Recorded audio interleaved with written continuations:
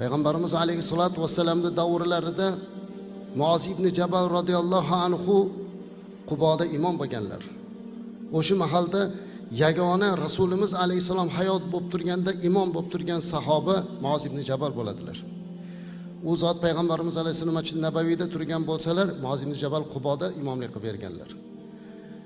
Bir oqsoqol sahoba kelib aytgan ekanlar: "Ya Rasululloh sallallohu alayhi vasallam, sizni orqangizda ham Muoz ibn Jabal radhiyallohu anhu orqasida ham namoz o'qiyman. Ikkovingiz duo qilasiz, eshitmayman duolaringizni.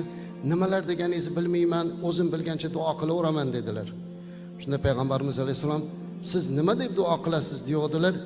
"Men duo qilaman, ya Rabbi, men sendan jannatingni so'rayman va a'udhu bika minan nar, do'zaxingdan panoh so'rayman deb duo qilaman" deydilar.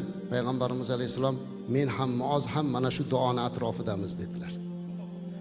Eng katta so'raladigan narsa o'zi shu azizlar. Jannat. Eng panoh so'raladigan narsa do'zax. Bugun bizga mana shu imkoniyat berildi.